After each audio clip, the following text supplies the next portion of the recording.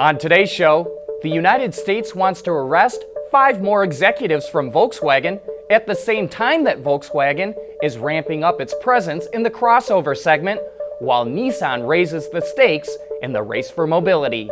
All that and more coming right up on Autoline Daily.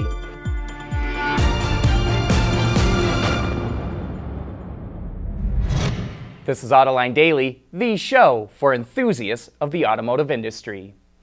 The U.S. issued international arrest warrants for 5 former VW employees late last week. The employees, who were managers or developers, 2 of which were even former executives, have warrants out for conspiracy to commit fraud and breaching U.S. environmental regulations.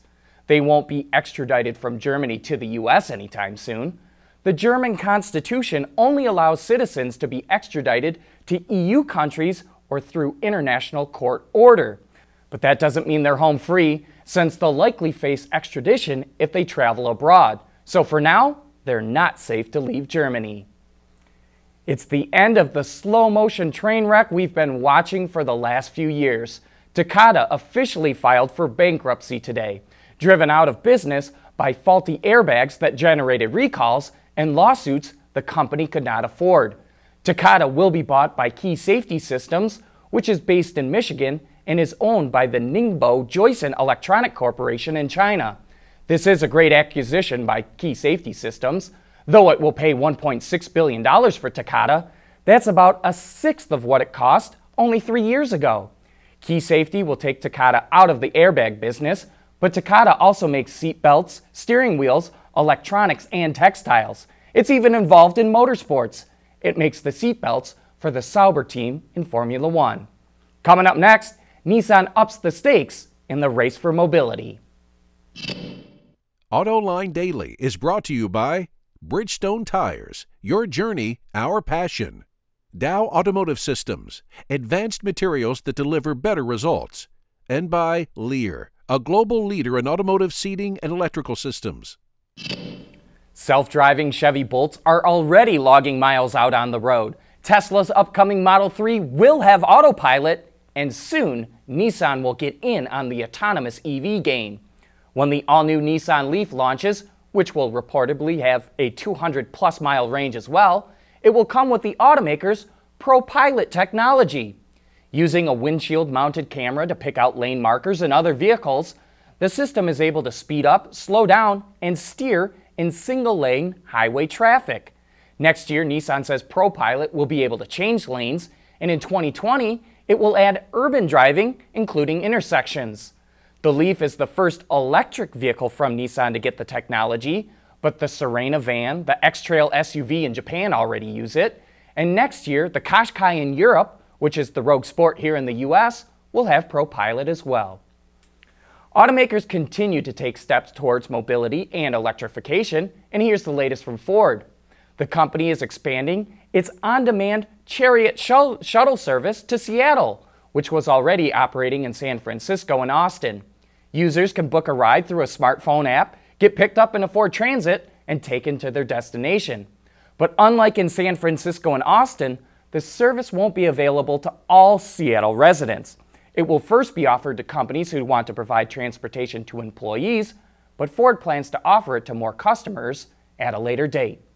On the electrification front, the company was recently spotted testing a plug-in hybrid version of the Escape. The car is expected to hit the market late next year or early in 2019. Inside EVs also reports that recent trademark applications suggest that Ford is planning hybrid versions of the Explorer, Transit, and the Focus. And hey, be sure to join us this Thursday for Autoline After Hours when we take a deep dive into the development of the new Alfa Romeo Stelvio. We've got Reed Bigland, who runs Alfa Worldwide, and Peter Hovegien, who runs Alfa in North America. They'll be telling us all about their plans to roll this vehicle out to the marketplace. We'll also talk to several automotive journalists to get their driving impressions of the Stelvio. So join John and Gary for some of the best insights as to what's going on in the automotive industry. Coming up next, Volkswagen is getting its mojo working in the crossover segment. We set up an obstacle course to demonstrate Bridgestone's Blizzak WS80 tires. Whoa! Whoa! The advanced engineering of our tires helps you stop safely on ice. In fact, they stop 33% faster than an all-season tire. Wow. Yeah, we're not done yet. On the heels of adding the new midsize Atlas to its sport utility offerings, Volkswagen has struck once again in the hottest growing automotive segment. And this time VW adds the all-new 2018 Tiguan to its lineup.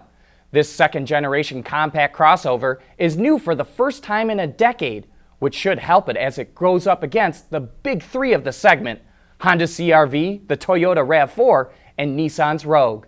And the Tiguan will do that almost at 11 inches longer than the last model. On the inside, that length translates to an optional third row of seating for some trim levels, as well as 58% more cargo space. There's also a panoramic glass sunroof available in 3 of the 4 trim levels, as is the 8-inch touchscreen display where the VW CarNet connectivity system will accommodate both Apple CarPlay and Android Auto. Depending on which vehicle you get, there are plenty of safety features, as well as the usual driver assistance systems that today we all recognize. The Tiguan is built on VW's flexible MQB architecture, which allows it to have a wider stance as well as one of the longest footprints in the segment.